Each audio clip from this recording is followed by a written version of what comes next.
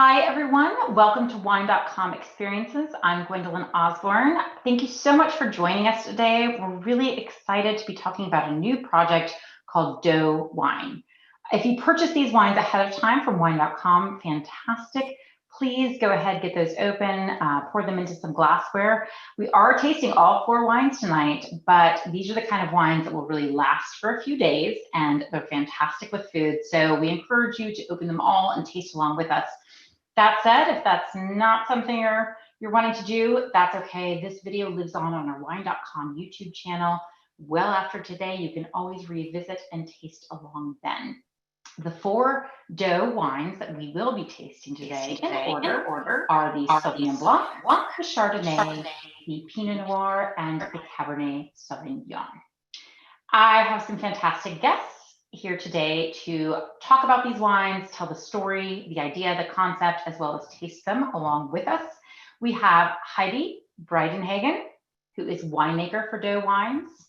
We have Claire Reichenbach, CEO of the James Beard Foundation, and Bill Telepan, Culinary Director at the Metropolitan Museum of Art. Welcome to you all. Thank you so much for being here. Thank you for having us. Thanks for having me. I'm really excited about this. I've tasted them all a little bit before this, and I'm really excited just about the project and how wonderful the wines are. So if you're at home and you do have these wines, go ahead and start tasting, because we're going to really dive into the story part of it first, and then we'll get into the tasting portion. But I did want to talk about the idea, the concept behind these wines. So Heidi, I'm going to start with you first. Thank you again so much for being here. It's great to have you and see you.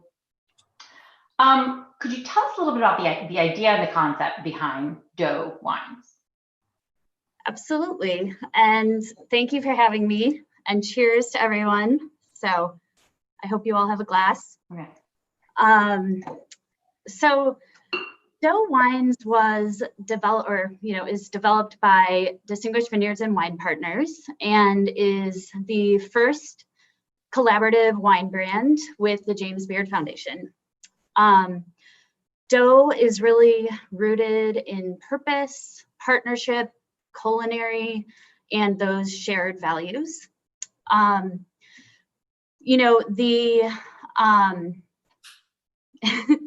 As a concept, I guess I would say, and this is one of my favorite parts because of the parallels with wine, is that it takes a few simple but essential ingredients, and combined, those really create something greater. So yeast, water, grapes makes wine, and with this, dough, flour, yeast, water makes bread or dough.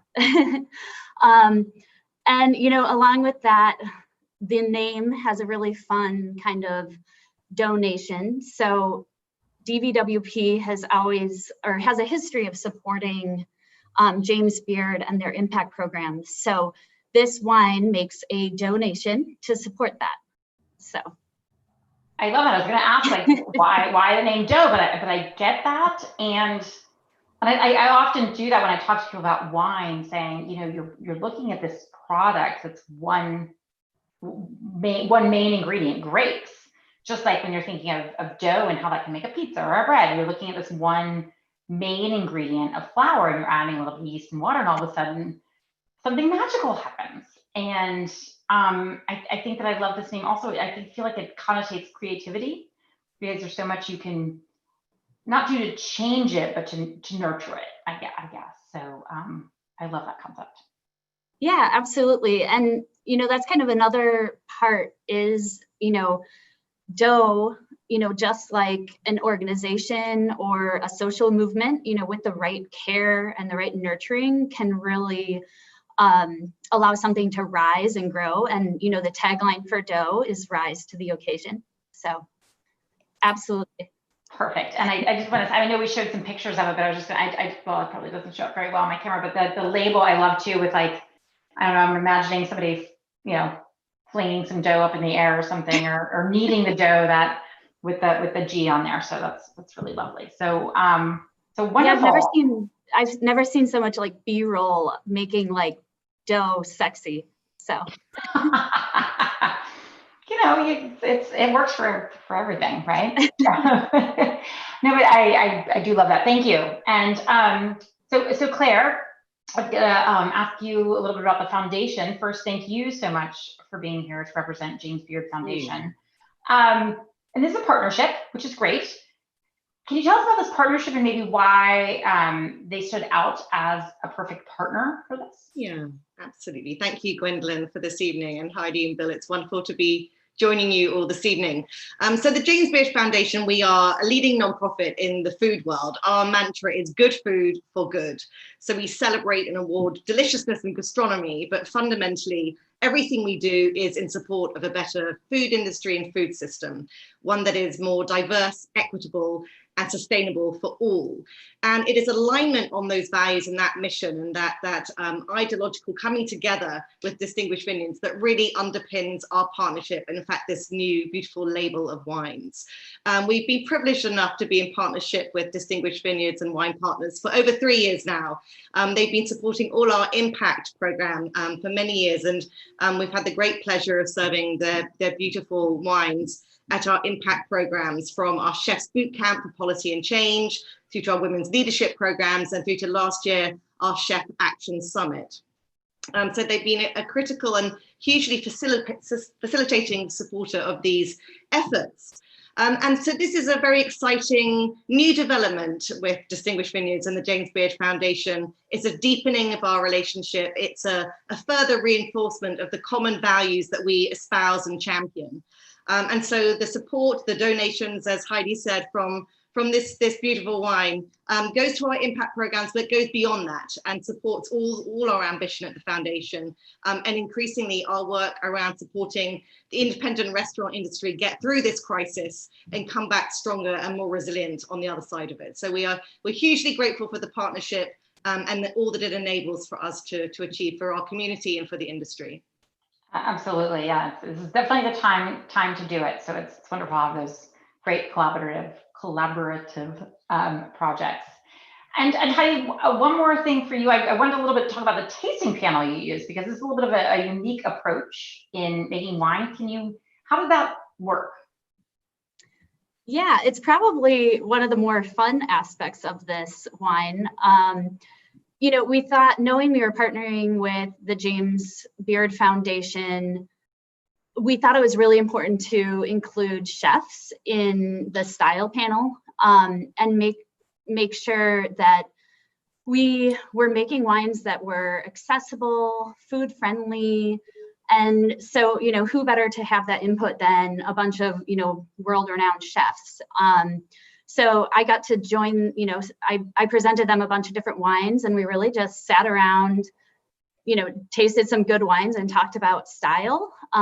So they got to share with me, what they thought their clientele would like, what they thought, again, just made these wines really accessible and food friendly and really approachable. And we actually have one of those chefs on today, Bill Telepen. Yeah. So I think it's a great idea. So Bill, yes. Thank you so much for being here with us today as well. Great to be here. And so, yeah, you were an inaugural member of this panel. What kind of drew you to this project? What sounded interesting about it?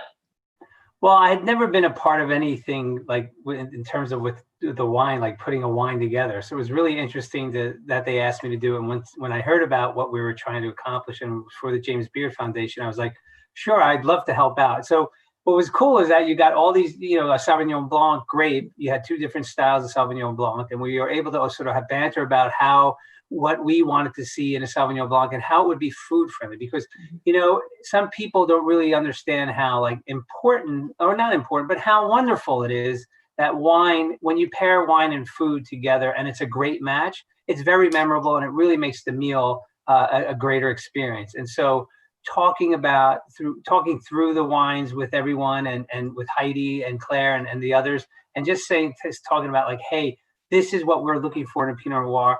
This one's a little drier. This one's a little fruity. What about if you mash them together? And so that it was really cool to have all those things come through. So it was wonderful. It was great to be a part of. That's great. You probably felt a little bit like a master blender, you know? Yes, I did, and tasting these wines and seeing what and trying and remembering what they were what we tasted before and how they came through. It was really it's really great. They're really wonderful to taste. So and they're very food friendly. I already had a couple bottles with some food this week. So Oh, good. Yeah, and I love that goal. The idea of saying, okay, let's put this together to say we want this to be something that is really wonderful and easy to drink with great. yeah, I mean, it's great. You know, these are, I could see these all being served at the beer house during any dinners that are being there. And it's a great way to show them off, you know, for at those dinners or other events that they do. And so people buy it. Great. Well, I think that it's definitely time to start tasting the wines. So we're starting with the Sauvignon Blanc. So Heidi, you know, going back to you a little bit about where we are sourcing the grapes for the Sauvignon Blanc. So we're sourcing the fruit for the Sauvignon Blanc from the North Coast. That is, it's 6 different counties in Northern California. So when I started talking with all the chefs, and you know, they're each pinging their different desires and wants, you know, I'm like thinking through my mind how to capture all of those different things. And the North Coast region is quite diverse. There are some warmer areas, some cooler areas, you know, they're all influenced by the Pacific Ocean. And, you know, especially with the Sauvignon Blanc, I felt it important to bring those warm climate and cool climates together. Because a lot of the feedback was, you know, on the nose, the chefs really wanted something distinct, memorable, you know, maybe a little bit more ripe. So, you know, this has kind of ripe melon, honeysuckle, you know, a lot of interesting, very kind of rich aromas. But then, you know, again, the feedback was that, but people wanted that big acid Sauvignon Blanc to pair well with food. So bringing in some grapes from a cooler county in North Coast allowed me to kind of bring in that balance and acidity. So. Right. Absolutely, and I still get a lot of citrus on the nose too. So it does have those riper elements, but it definitely still has that Sauvignon Blanc. I can tell it's Sauvignon Blanc, which is absolutely important. It's an aromatic grape that's well. So let's taste through it. Maybe talk a little bit about the flavor profile of how it's going. Yeah, absolutely. As you said, you know, I think there's a lot of like grapefruit. I mentioned honeysuckle. Mm-hmm. When nice citrus, I think kind of a Meyer lemon citrus. When you taste it, there's, you know, you immediately get hit with that nice tension and acidity that I think just really kind of blends with those kind of riper fruit aromas. I also like, I don't know how to describe it exactly, but sometimes Sauvignon Blanc has a little bit of that like grassy pizzazz to it. And I think it has a little bit of that, which again, I think just makes it one of those wines you can have a glass of. You don't have to have food. Sorry, Bill.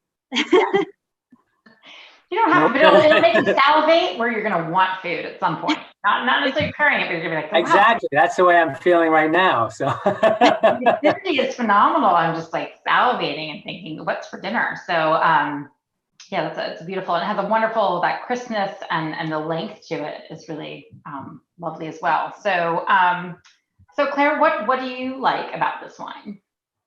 I think that some of those descriptors that Heidi's just shared, I think it's beautifully balanced. It's very accessible. I think it's incredibly versatile. I can think of so many pairings that go with this. I was thinking you were talking about the grassy pizzazz, and the fact that it would lend itself so well to something, green vegetables, herbaceous, herby sauces, etc. Obviously, all white meats and fish go brilliantly with this. I can imagine sitting outside al fresco with a big platter of oysters and a bottle of this, and that would be a very beautiful evening to be had.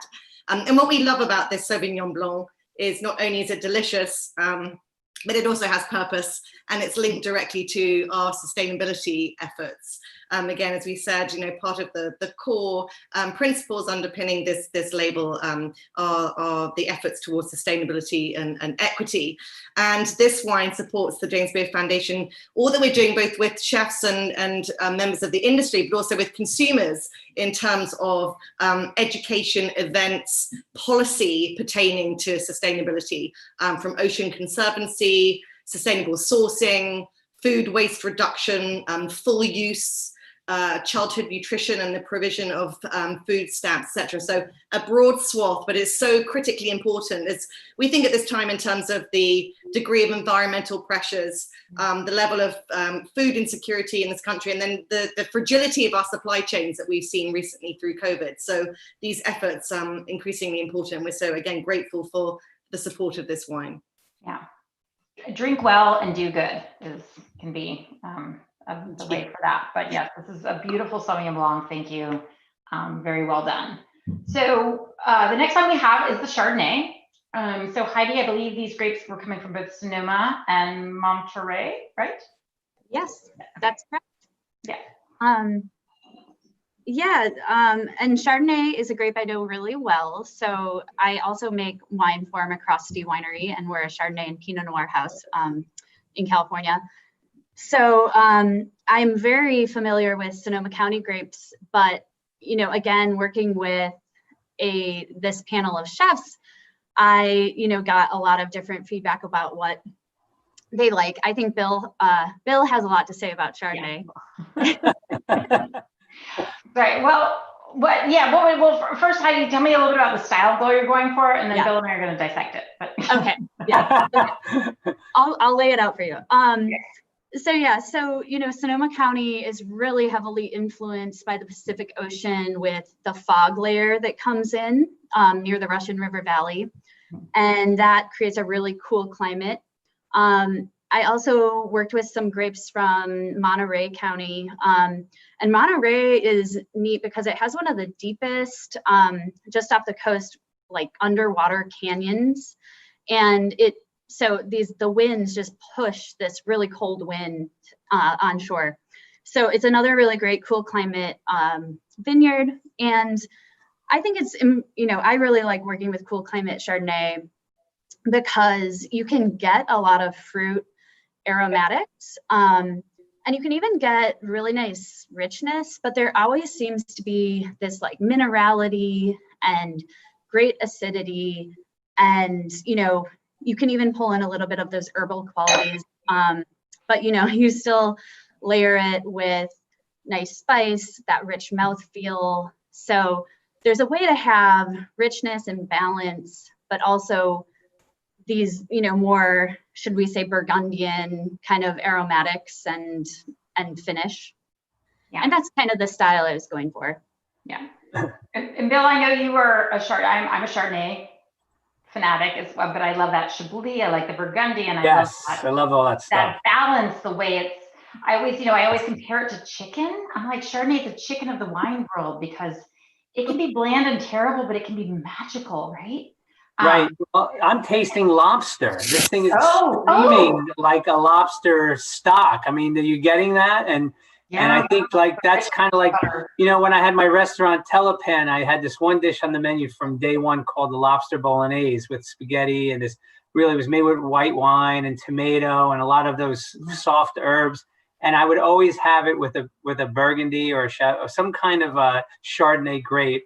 And this was like, I'm tasting this and I'm like ready to run out into my kitchen now and go make one because it's perfect for that. But like you said, I'm also like, as I keep tasting it though, it's developing other flavors too. Like I could see it going with a great roasted chicken, all those like sort of things that are a little heavier or a little lighter, but still meatier. You could certainly drink with this. And you could do a duck with this. I mean, yeah. Right? So you were pleased with this result. What's amazing is that, like, for me, is that I love the whole Burgundy style of wines, like the Pinot Noir, which I haven't tasted. I'm looking forward to, but you sort of could change. You could drink either one with the same style of dish, right?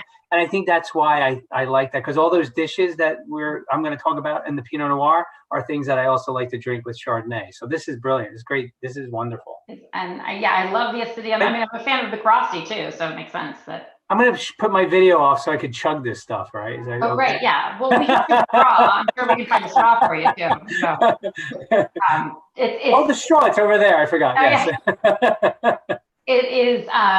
It's really lovely. It's great. Pretty, but it calls for food, but I mean, you don't have to have it, but it does, again, just like the Sauvignon Blanc, I feel like I'm salivating, wanting some sort of wonderful pairing.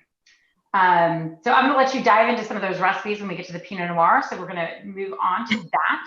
Heidi, why don't you talk a little bit why, so this one's from Oregon. So what led you to Oregon for Pinot Noir, other than it's delicious there? Yeah, Oregon, and I mentioned I've worked a lot with California Pinot Noir, but Oregon, may even be more famed for their delicious Pinot Noir grapes. So, and talking with the chefs, I think there was a lot of emphasis on looking for that just sort of elegance and, the long, cool growing season that Oregon has just lends to those really delicate aromatics and just beautiful acidity, and somehow the tannins in Oregon grapes are just always purely velvety and soft. So, wanting to capture, that more delicate style and working with Oregon fruit. Yeah, well, talk us through this on the aromas and the palate as we go through it. I love the color that we got from this vintage, and I think it has a really nice kind of dusty potpourri on the nose. Great tart cherry, which also just reminds me of Oregon in general. You take a sip and it probably goes to that salivating, feeling you get again.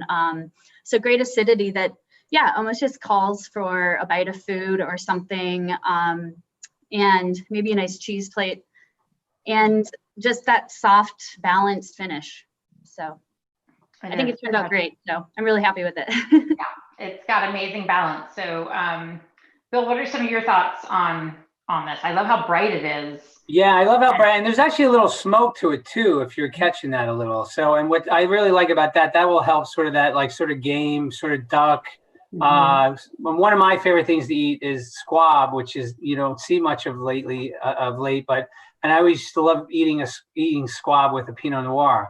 So you're seeing a lot of, I'm getting a lot of that sort of great flavor. But again, like I always think that you could sort of interchange. I could have this with lobster. I think, it's soft enough to have with the lobster, and you can even edge towards a little heavier meat. Maybe some stews or something like that, like a stewed meat or something would be very great. So again, it's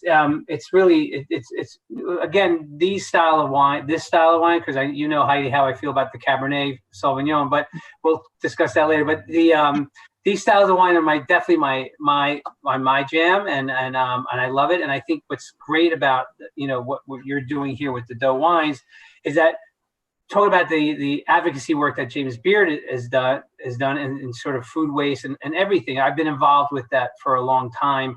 And I'm thinking, like, we're not wasting any food with this, all right, with any of these wines. We're going to run the whole gamut. But Claire, and the programs you guys run there are really wonderful. And I've been grateful to be a part of the programs, from childhood nutrition to food waste to, and I'm really was so happy and pleased that these wines are going to sort of help support those programs. And it's really a wonderful thing. So but again, duck, mushrooms, which I haven't been eating a lot of mushrooms during the pandemic because the restaurants are, especially at the Met, are closed. So I recently started getting some from the green markets, the local, and incorporating into my meals a week. And I'm having this week with a mushroom pasta that I'm going to make at home. Oh, that's beautiful. I feel like a pork tenderloin would be good too. Yeah, totally. Pork. Something my kids actually love, and so this would be. Make sure there's a little fat left on there, right? Yeah, there you go. Make sure. Yes, absolutely. But yeah, I think that kind of shows this mission or this goal that you had for these wines to make them so food friendly, knowing that, you know, from a chef and having chefs have their input and also their passion for this giving back, the advocacy, the sustainability of saying, these are great food friendly wines, they're giving back. I feel like we're on this mission accomplished. Well, I also love that Heidi has incorporated a lot of different vineyards, you know, and not only just from California, but Oregon. And so you're seeing a lot of different vineyards being involved in this. And, you know, I think in these times now in COVID, of course, we all need to sort of support each other in the food industry. And the food industry doesn't include just food, it includes wine. And so I know a lot of the people in the wine world have sort of been hit hard. You know, some of the wines that should be on tables right now aren't. And so hopefully there's we'll see a lot of this, you know, the support that they're giving to the Beer Foundation, but the Beer Foundation is supporting them. So it's really working out. It's really a good thing. So and it is a time for supporting each other. So right, yeah. Well, that's what I love about the food industry too. Is we support each other. You know, we do. Food and wine. We have good parties. Yeah, we always have a good party. Where are all the parties? No. Thank you, Bill, for your input on these wines and some good food pairing ideas. We are going to go on to the Cabernet Sauvignon. So Heidi, the grapes for this wine, I know some of them, there's some Alexander Valley fruit. What else are we blending here? The main fruit of this wine is Alexander Valley, which valley floor, warm temperatures. And if you have it in your glass, you'll see it's just really deep, dark color. You can smell a nice black fruit, blackberries, blueberries. And then I actually used a small piece from a higher elevation site in Russian River Valley, believe it or not. But that's kind of where you get a touch of that kind of like stemminess. Yeah. Which I think makes this wine really compelling, a lot of intrigue. So you get those, you know, rich, dark fruits, and then kind of this hint of stemminess. And on the palate, it just great tannin, lots of length, really rich. You know, it's a very powerful, yet, you know, fun drinking Cabernet. So I feel I got to tell. Sorry to interrupt. I got to tell you, Heidi, you sort of I could drink this really nicely. We had a little joke about my Cabernet hate.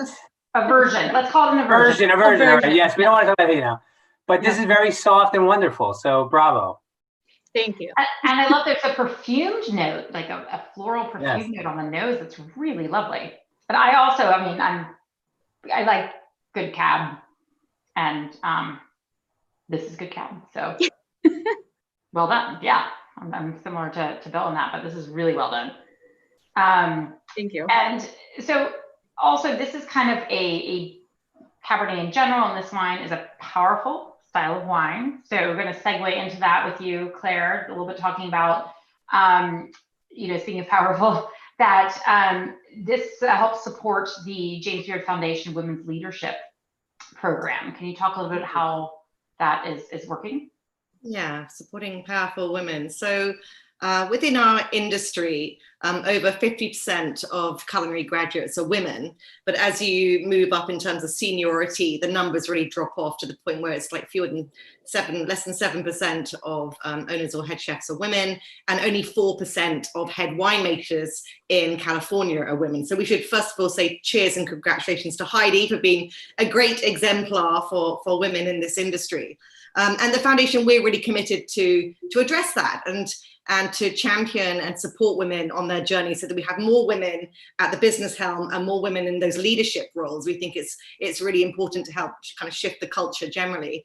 And we support women throughout their careers, from scholarships through mentorships, professional development, all the way through to helping women who own their business scale them in our kind of signature course called our Women's Entrepreneurial Leadership Program. And we partner with Babson on that, and it's an annual, very intensive course. And we're right in the middle of our current course with Babson, this time online, virtual, not in person.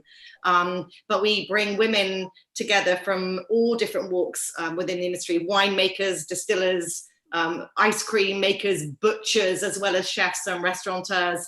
So they not only get there's very intensive training in terms of how to grow and expand their business, but they also have this, they come away with this phenomenally powerful network, which is as important. So we've seen the fruits of this, and we know the women who've been through the program have really benefited, and there's a big cascade benefit from the businesses they operate and the people that they bring into their realm. So it's an important program. And again, this is a delicious wine. We talk about pleasure and purpose. This is a great example of that. And to Bill's point, I think, I'm not a big Cabernet Sauvignon lover. That panel, I think this is a very different product to the ones we tasted. I think this is really elegant. It's bold, but it's not. So I sometimes find Cabernets as too much, like too overpowering. I think this is really elegant and delicious. So I congratulate you, Heidi. I think you've done a phenomenal job with this. It has a beautiful texture and structure that doesn't overtake it. It just kind of really integrates well, I think, with the fruit, and lands in your palate just kind of in this beautiful, supple and smooth way, but makes it also, again, that food friendly nature, which I think is just I always feel that Cabernet is always too powerful. That's the problem. They always make them to be so powerful, and I think a lot of people like that. But I think when you're talking about, this is great with food. I could eat this with a dish for sure, and drink a whole bottle of it. I think it's great bolognese, or any the tannins cut through richness and fat. So any of those big red meats or red sauce. Yes, get some fat and protein going with this, and you will be all set. It's very pretty. So, so like I mentioned, all these wines I think really speak to that mission of making delicious, wonderful wines. I think they all speak to the varietal nature too. Like there's Sauvignon Blanc, it's Chardonnay, it's Pinot Noir, it's Cabernet, which I really love saying. Every time I taste these wines, not every time, it's only been a couple times, but each time I've tasted them, it is. It speaks to that varietal nature, and they're also wonderfully food friendly. They've got this wonderful acid, which is perfect, and structure. So well done. And again, label is great. The giving back nature obviously is a wonderful thing. It's a great partnership idea and concept there. And I know we've been talking a lot about food and wine. And when we talk about food and wine, we kind of touched a little bit on the subject of the restaurant industry. But if we're all thinking of our friends, our colleagues in this industry, and restaurant recovery, if you will, during this difficult time, what do you suggest for us to all do to help? I think that's what I think. Local restaurants are the lifeblood of neighborhoods. The cultural, economic, societal value can't be overestimated.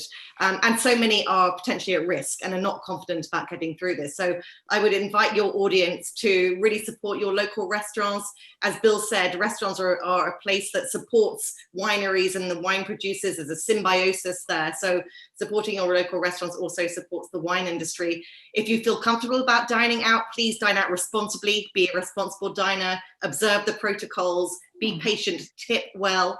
And if you're not comfortable, order takeout, delivery of your favorite foods, and pair them with these beautiful dough wines via Wine.com. Yeah, exactly. No, I think that I do appreciate that. And supporting restaurants, we've done a lot of that. We do takeout. We've gotten drive-through cocktails, which is really kind of fun. But yes, if supporting wineries, a lot of these wineries, especially just California's that have been affected by fires, there's a lot of things to be able to support at this point in time. And so, drink their wines, buy their wines, and that'll help them all. So thank you for that. And Bill, is the Met reopening anytime soon?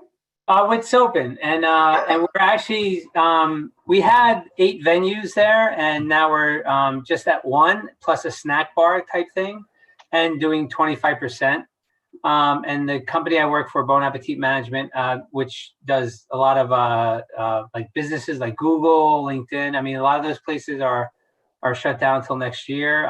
So we're slowly building back, but and it's really a wonderful time to come to the Met because it's only a 25% occupancy, so you don't have the crazy crowds. And so if you have the time, get your ticket ahead of time, and and stop downstairs in the eatery, which is in the basement, and say hi. Sounds good. Thank you. Well, I want to thank all of you, Claire, Heidi, and Bill, for being here, for sharing these wines and the stories behind them. I really enjoyed learning about them, tasting them. That was exciting. Appreciate your time. Yeah, they're delicious. So everyone at home, if you haven't had a chance, I encourage you to check out Doe Wines. And please eat some dough and drink some dough. And hopefully we'll see everybody dining out sometime soon. So thank you so much to you all. Thank you, Gwendolyn. Cheers. Thank you so much. Thanks, Gwendolyn. Thank you, Heidi. Thank you, Bill.